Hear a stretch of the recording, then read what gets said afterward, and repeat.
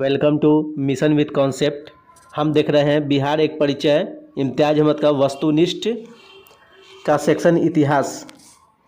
मौर्य साम्राज्य के संस्थापक था। ऑप्शन है बिंदुसार, अशोक, घनानंद, चंद्रगुप्त मौर्य। इसका आंसर होगा चंद्रगुप्त मौर्य। चंद्रगुप्त मौर्य ने चाणक्य की सहायता से मौर्य साम्राज्य की स्थापना की थी। मौर्य साम्राज्य की राजधानी थी। ऑप्शन है राजगिरी, पाटलिपुत्र, कन्नौज, वैशाली। इसका आंसर होगा पाटलिपुत्र। मौर्य साम्राज्य की राजधानी पाटलिपुत्र थी। चंद्रगुप्त मौर्य ने मगध की सत्ता किसकी सहायता से प्राप्त की थी? ऑप्शन है चाणक्य, विष्णुगुप्त, घनानंद, मेगास्थनीज, सेल्यूकस। आंसर होगा चाणक्य, जिसे विष्णुगुप्त की कहा जाता है। चंद्रगुप्त मौर्य ने मगध की सत्ता चाणक्य की सहायता से प्राप्त किया था। मौर्य साम्राज्य की स्थापना हुई थी। ऑप्शन है 351 ईस्वी पूर्व में, 321 ईस्वी पूर्व में, 320 ईस्वी पूर्व में, उपयुक्त में से कोई नहीं। इसका आंसर होगा 320 ईस्वी पूर्व में। मौर्य समाज की स्थापना 320 ईस्वी पूर्व में हुई थी। यूनानी दूत मेगास्थनीज किसके दरबार में पाटलिपुत्र आया था? ऑप्शन है अशोक महान, बिंदुसार, तीवर, चंद्रगुप्त मौर्य। इसका आंसर होगा चंद्रगुप्त मौर्य। यूनानी दूत मेगास्थनीज चंद्रगुप्त मौर्य के दरबार में पाटलिपुत्र आया था। मेगास्थनीज का पाटलिपुत्र आगमन हुआ था। ऑप्शन 311 ईस्वी पूर्व में, 315 ईस्वी पूर्व में, 320 ईस्वी पूर्व में, 305 ईस्वी पूर्व में।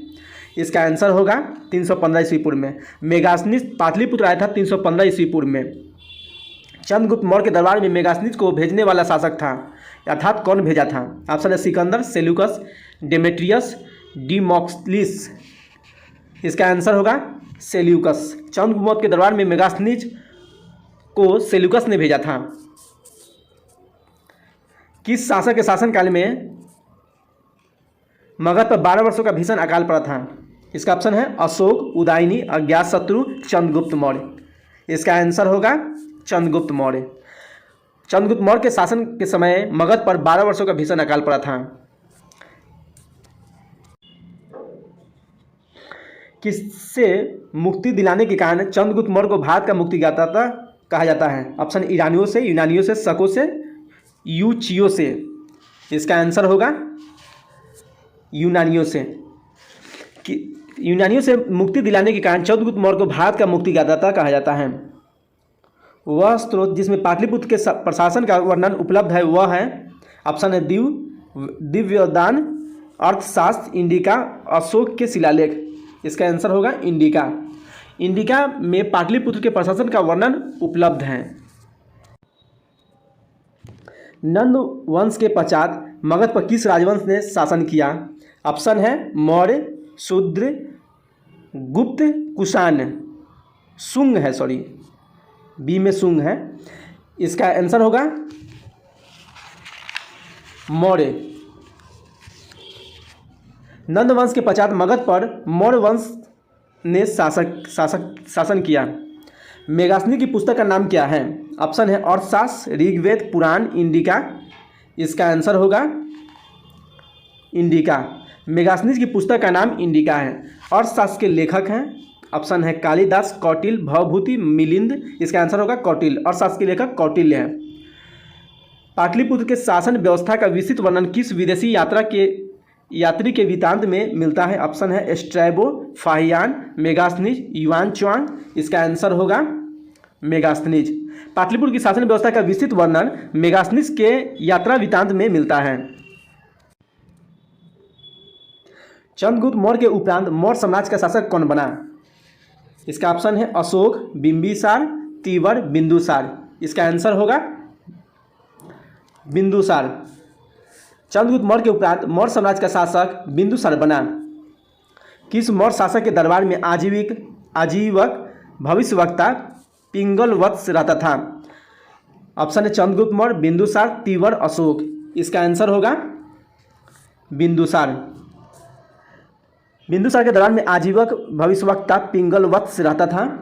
पिंगलवत्स ने अशोक के बारे में भविष्यवाणी की थी कि वह महान राजा बनेगा। अशोक द्वारा अपने पड़ोसियों के साथ मैत्रीपूर्ण संबंधों का उल्लेख मिलता है, अर्थात कहाँ मिलता है? ऑप्शन है शाहबाजगढ़ी अभिलेख में, ब्रह्मगिरी अभिलेख में, शिलालेख 13 में, सोपारा अभिलेख में। इसका आंसर होगा शिलालेख 13 में।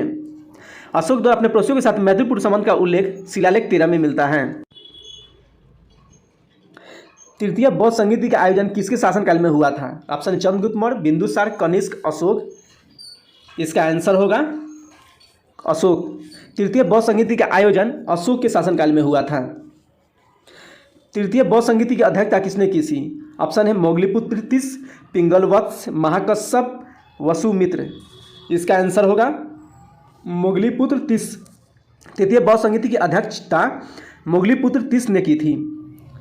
तृतीय बौद्ध संगीति का आयोजन कहाँ हुआ था? ऑप्शन है राजगिरी, वैशाली, कुंडलवन, पाटलिपुत्र।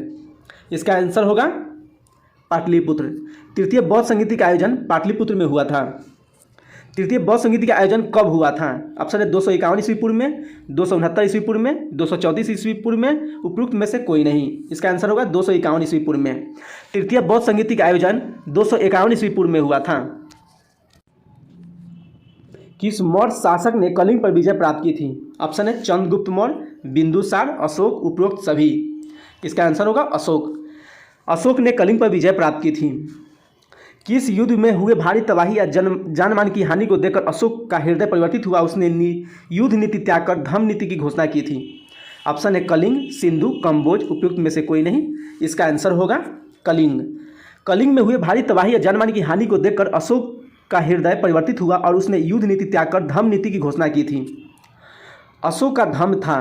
ऑप्शन है नैतिक आचार संहिता, प्रशासनिक संहिता, युद्ध संहिता, उपरोक्त में सभी। इसका आंसर होगा नैतिक आचार संहिता। अशोक का धम्म था नैतिक आचार संहिता पर आधारित था। मौर्य साम्राज्य का केंद्रीय न्यायालय कहाँ स्थित था? केंद्रीय न्यायालय पूछा जा रहा है। ऑप्शन है सुवर्णगिरी में, पाटलिपुत्र में, अवंती में, वैशाली में। इसका आंसर होगा पाटलिपुत्र में। मौर्य साम्राज्य का केंद्रीय न्यायालय पाटलिपुत्र में था। अशोक ने अपने धम्म यात्रा के अंतर्गत सर्वप्रथम किस जगह की यात्रा की थी?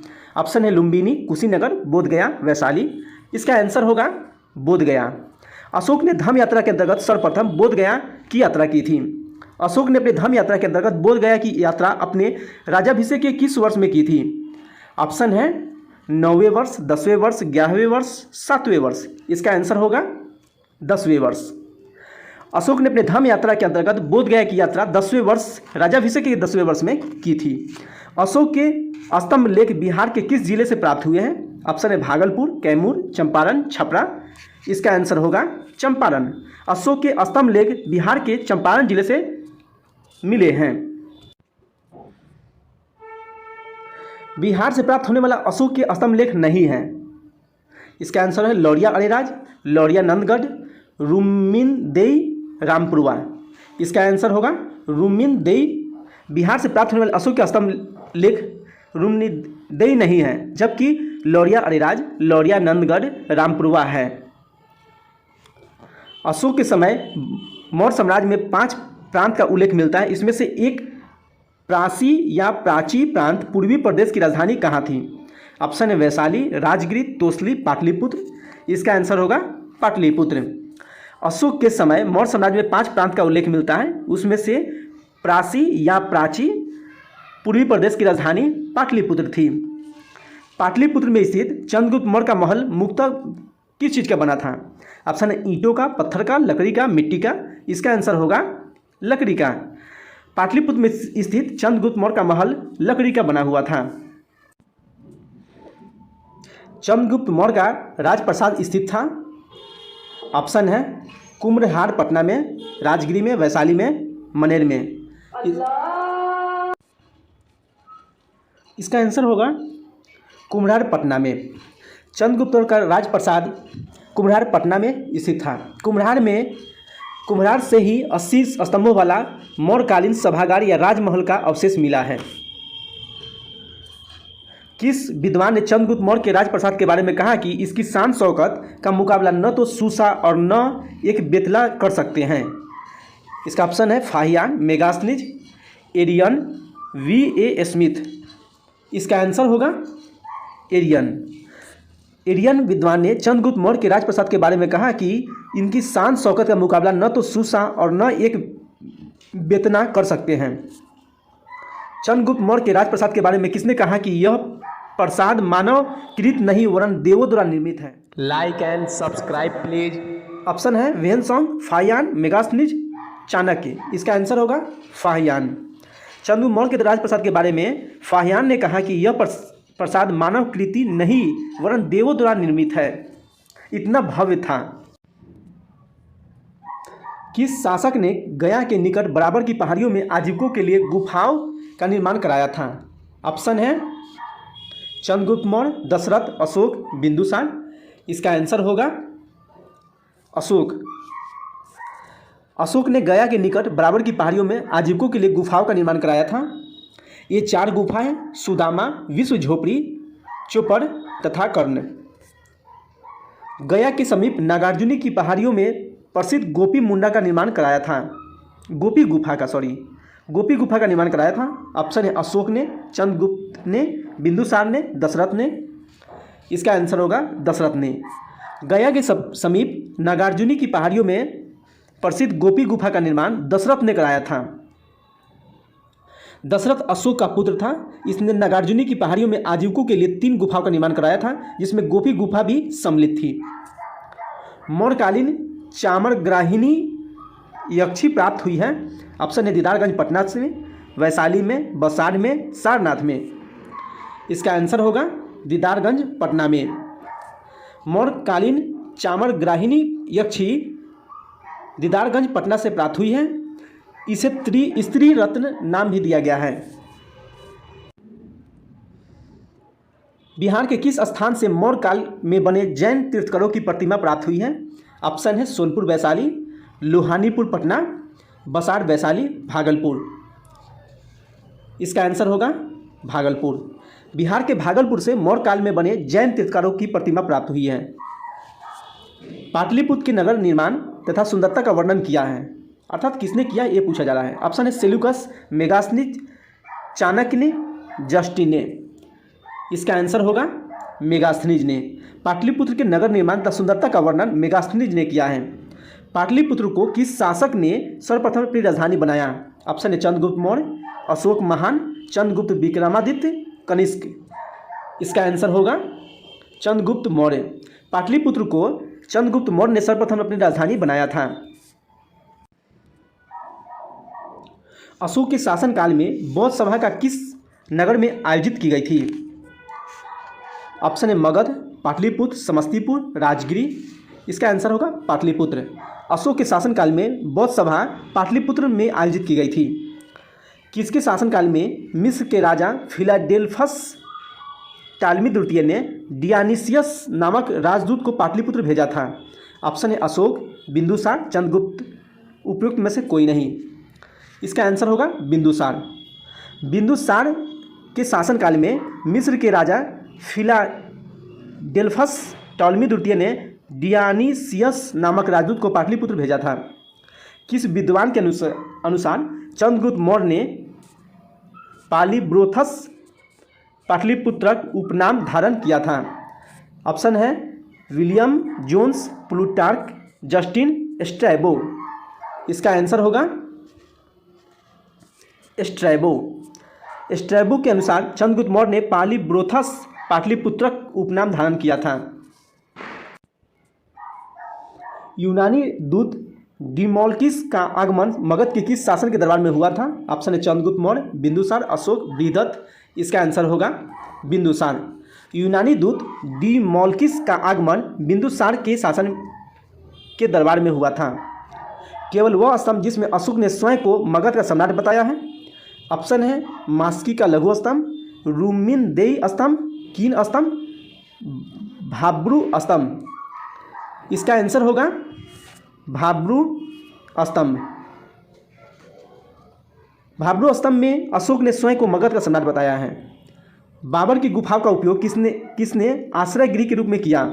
ऑप्शन है आजीविकों ने, थारुओं ने, जैनों ने, तांत्रिकों ने। इसका आंसर होगा आजीविकों ने। बाबर की गुफाओं का उपयोग आजीविकों ने आश्रय गृह के रूप में किया। अशोक की राजधानी कहाँ थी? ऑप्शन है पाटलिपुत्र, वाराणसी, सांची, उज्जैनी। इसका आंसर होगा पाटलिपुत्र। अशोक की राजधानी पाटलिपुत्र थी। मौर्य काल में पाटलिपुत्र का प्रशासन 30 नागरिकों की सभा संचालित करती थी, जो 5-5 सदस्यों की 6 समितियों में संगठित थी। अर्थात 5 गुने 6। यह कथन किसका है? ऑप्शन है चाणक्य का, दिमाक्लियस का, मेगास्थनीज का, फाहियान का। इसका आंसर होगा मेगास्थनीज का। मौर्य काल में पाटलिपुत्र का प्रशासन 30 नागरिकों की सभा संचालित करती थी जो 5 सदस्यों की 6 समितियों में संगठित थी। यह मेगास्थनीज का कथन है। मौर्य प्रशासन के संबंध में कौन सा कथन सही है? ऑप्शन है केंद्रीकृत था, करों का बोझ अधिक था, प्रशासन तंत्र कठोर था, उपयुक्त सभी। मौर्य साम्राज्य के संबंध में यह तीनों कथन सही है, अर्थात आंसर उपयुक्त सभी होगा। यहाँ केंद्रीकृत था, सही है। कर का बोझ अधिक था, ये भी सही है। प्रशासन तंत्र कठोर था, ये भी सही है। अशोक के संबंध में कौन सा कथन सही है? उसने धर्म विजय की नीति अपनाई, उसने विदेशों संबंध स्थापित किए, उसने प्रजा हित और कल्याण के उपाय किए, उपरोक्त सभी। इसका आंसर होगा उपरोक्त सभी। उसने धर्म विजय की नीति अपनाई थी, सही है। उसने विदेशों संबंध स्थापित किए थे, सही है। अशोक ने प्रजा हित और कल्याण हित के उपाय किए थे, सही है। आंसर डी उपरोक्त सभी होगा। देवनाम प्रिय के नाम से किस शासक ने अपने आप को संबोधित किया है? ऑप्शन है अज्ञातशत्रु, अशोक, कालाशोक, कनिष्क। इसका आंसर होगा अशोक। अशोक ने अपने आप को देवनाम प्रिय के नाम से संबोधित किया है। धम्म महामात्र के कार्य क्या थे? ऑप्शन है धम्म नीति या क्रियान्वयन, लोगों के बीच दान वितरण, जन कल्याण के उपाय, उपरोक्त सभी। इसका आंसर होगा धम्म नीति क्रियान्वयन सही है, लोगों के बीच दान वितरण सही है, जन कल्याण सही है, अतः इसका आंसर उपरोक्त सभी हो जाएगा। मौर्यकालीन प्रशासन में राजू के कार्य थे। ऑप्शन है न्यायिक, ग्रामीण प्रशासन, राजस्व विभाग, उपरोक्त सभी। इसका आंसर होगा न्यायिक सही है। राजू का काम ग्रामीण प्रशासन भी था, राजस्व का विभाग संभालना उन्हीं का काम था। इसका आंसर उपरोक्त सभी हो जाएगा। मौर्यकालीन प्रशासन में राजू के कार्य निम्नलिखित न्यायिक, ग्रामीण प्रशासक, राजस्व विभाग था।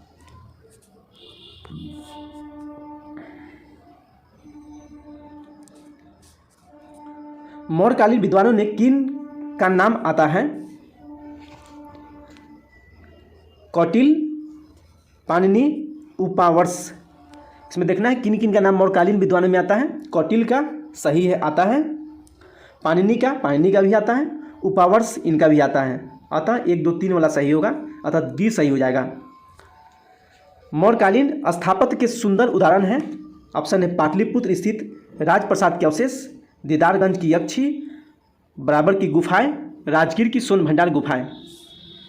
इसमें देखते हैं कौन कौन सही है। पाटलिपुत्र स्थित राजप्रसाद के अवशेष सही हैं, दीदारगंज की यक्षी के सही हैं, बराबर की गुफाएं सही हैं, राजगीर के स्वर्ण भंडार का गुफा यह गलत है। अतः आंसर 1, 2, 3 वाला सही होगा। आंसर बी हो जाएगा इसका। अशोक की धम्म नीति की जानकारी मिलती है। ऑप्शन है द्वितीय स्तंभलेख से, 7वें शिलालेख से, द्वादश शिलालेख से, उपरोक्त सभी से। Like and subscribe please.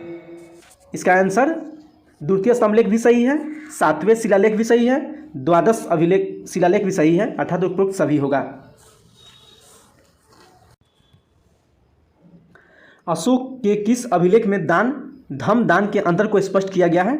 Option है द्वितीय स्तंभलेख, 7वें शिलालेख, 9वां शिलालेख, द्वादश शिलालेख। इसका आंसर होगा 9वां शिलालेख। अशोक के 9वें शिलालेख में दान और धम्म दान के अंतर को स्पष्ट किया गया है, अर्थात 9वें शिलालेख में दान और धम्म दान में क्या अंतर है इसे स्पष्ट किया गया है उसमें। मौर्य साम्राज्य के पतन में कौन सा कारण सम्मिलित नहीं है? ऑप्शन है विदेशी आक्रमण, अयोग्य प्रशासक, आर्थिक संकट, प्रांतीय विद्रोह। इसका शामिल नहीं है, देखना है हमें। तो विदेशी आक्रमण यह तो शामिल है, अयोग्य प्रशासक यह भी शामिल है, आर्थिक संकट शामिल नहीं है, प्रांतीय विद्रोह ये शामिल है, अतः आंसर सी सही होगा, आर्थिक संकट। आगे हम देखेंगे मौर्योत्तर बिहार। अंत तक देखने के लिए धन्यवाद। अच्छा लगा हो तो लाइक करें, सब्सक्राइब करें एवं एजुकेशनल ग्रुप में शेयर कर दें। Thank you.